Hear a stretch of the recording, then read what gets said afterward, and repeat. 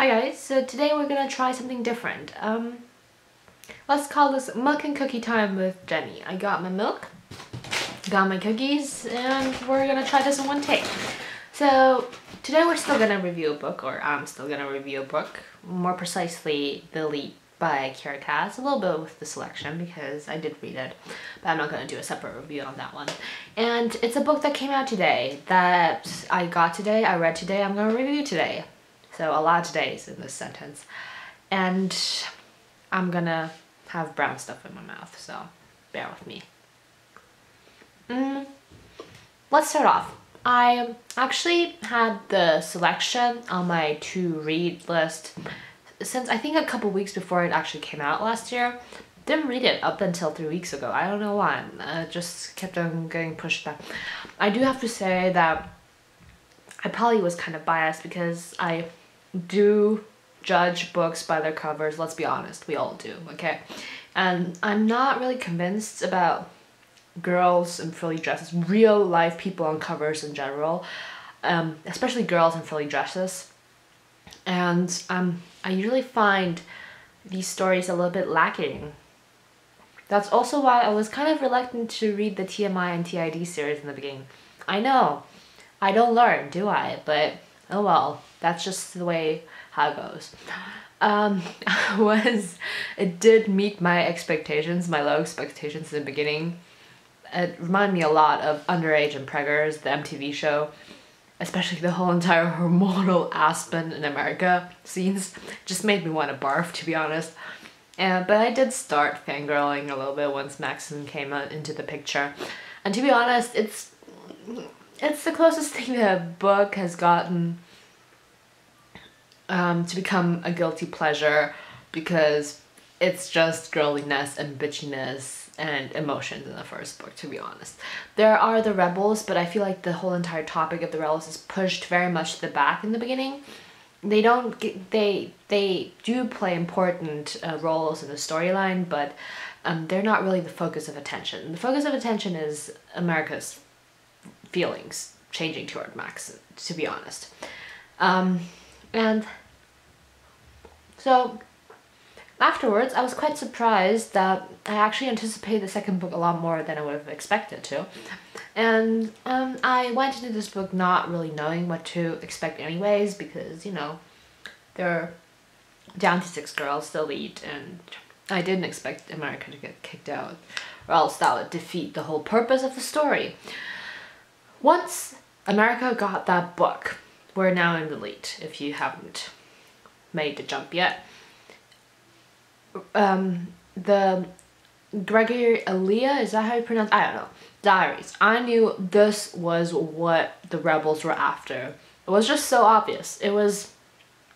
I already thought in the first book that Gregory Aaliyah was probably a bitch, because, to be honest, which kind of billionaire who becomes king after democracy is a nice person, okay? It's just the epitome of airheadedness, of arrogance, of, you know, power hungriness. So that did not surprise me. I was slightly surprised by how the king behaved, what he does to his son. I want to know what he does to his wife, because Maxon obviously says that, you know, he hurts the queen, but in different ways. Queen seems so nice. What did get on my nerves, oh no, sorry, jumping back. That's what happens when you don't have structured videos. Maxon slashes on his back, unexpected, really hurt me. What made me seriously nervous, like I was taking a test, was before America held her presentation about her project. I was so freaking nervous because it was obvious that this whole thing was gonna blow up in her face, so obvious. And I was shaking. I don't think I've ever felt this kind of anxiety in a book before, because it was basically anticipation, and you knew that everything was just gonna hit the fan, but you didn't know what she was planning. And I just love that. I think that was my favorite part in the book. Just this anticipation, this anxiety of what's gonna happen, what is she gonna do? And I think these kind of things only happen when these strong emotions only happen when you read a book for the first time. It's true, you get to appreciate books more if you reread them, but this initial emotion, it's always something that I really love. So, what got on my nerves? Let's go to that. America's jealousy, the whole entire book, it just got tiresome at some point. I realized why it's necessary. It just means, it's just a proof that she's actually emotionally invested in Maxon, which is basically the whole point of the whole entire story. But her inability to choose, not only just between Aspen and Maxon, but between, is she going to be a good princess or is she not going to be a good princess? I get it. This is the whole entire plot of the story, but it just, I don't know, it was just written in such a drawn out way. It was kind of tiring to read. And I feel like it's kind of a second book syndrome that you get to delve a lot deeper into the characters, but there's no plot line behind it. There's like no standout plot points. I feel like a lot of books have this kind of problem. I don't know, even Insurgent had this problem.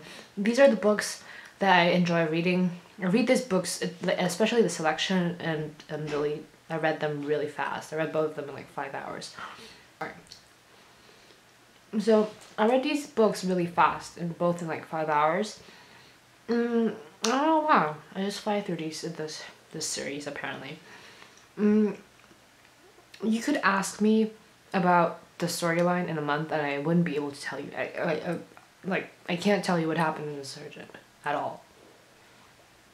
No idea. So, second book syndrome. I hope the third book gets better. I'm not quite that excited to read the third book, to be honest. You know, comes out next year. I won't die. Not like I die waiting for other books, but I'll definitely read it, I think. What else happened? I want to get to know the rebels more. I feel like we don't get a feel on what the rebels want at all. All we know is that they're rebels. I feel like this topic has been neglected a lot, and I also feel that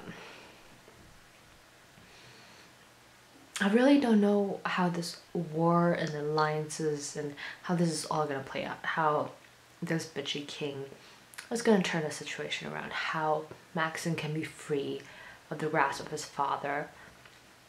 And how this whole entire America, I have no idea how it's gonna be resolved. Seriously, I feel like the only way to resolve this whole thing is if the king suddenly died. So, yeah, let's not hope that that happens, but let's just hope that Kiera Cass surprises us. So I'm gonna finish off this cooking now. I think that's gonna be my review for today. I hope you enjoyed this. It was very rambly, to be honest. Not very interesting. I don't even know if I'm gonna upload this, so we'll see. But anyways, thanks for watching. See you next time. Bye.